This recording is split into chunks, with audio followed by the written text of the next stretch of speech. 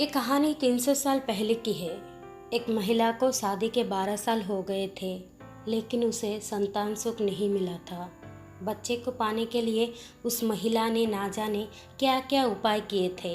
डॉक्टरों के पास गई थी, बाबा भक्तों के पास गई थी, जिसने जिस मंदिर, जिस मस्जिद, गुरुद्वार या चर्च में जाने के लिए कहा, उस हर जगह गई थी।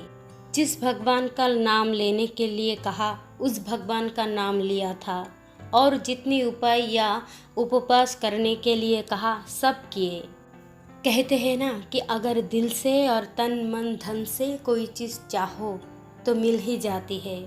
इस महिला को भी उसकी तपस्या का वरदान उसके बेटे के रूप में मिल ही गया। 12 सालों की दुख, दर्द और पीड़ा अपने बेटे का चेहरा देखते ही सुख, खुशी और संतुष्टि में बदल गया।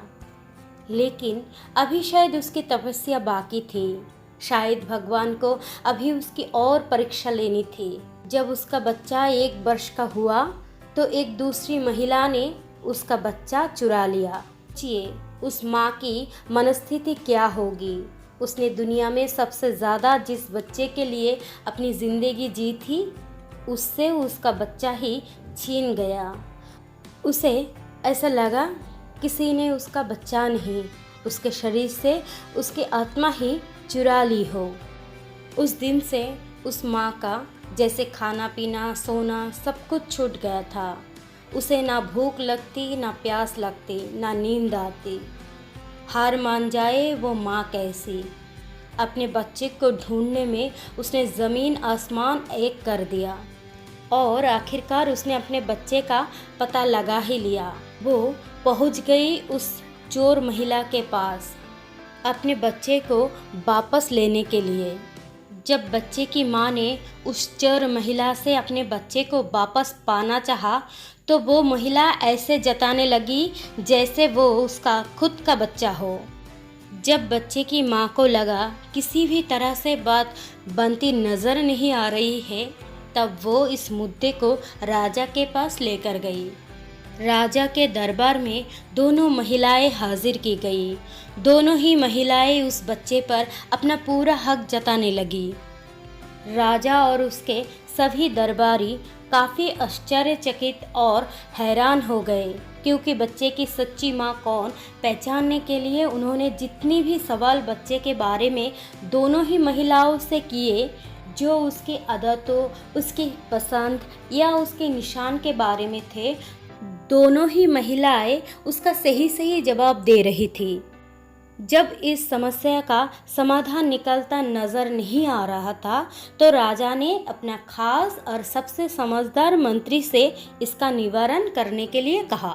मंत्री ने बिना 1 मिनट देरी किए तुरंत राजा से कहा कि महाराज, मुझे लगता है कि ये दोनों ही इस बच्चे की माँ है। इन दोनों की ही इस बच्चे पर बराबर हक है।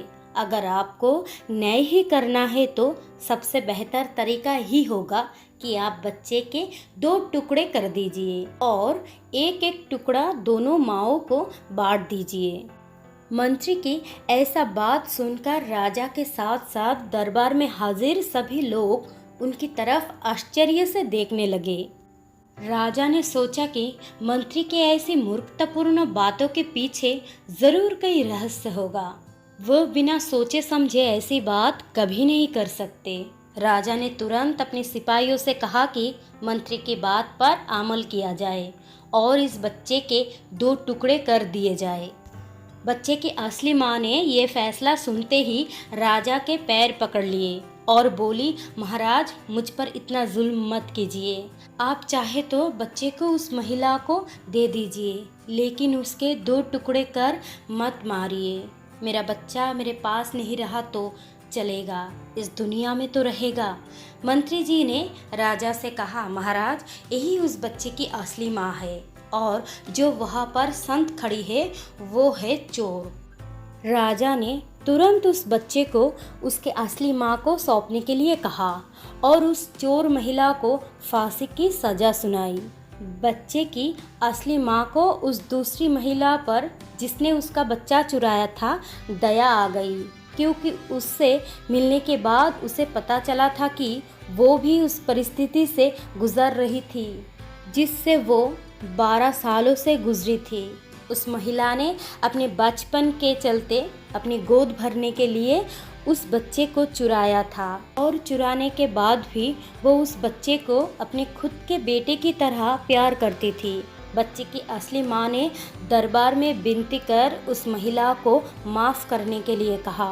तो दोस्तों, ये कहानी ही हमें बताती है कि कैसी एक माँ अपनी औलाद के लिए कुछ भी कर गुजरती है।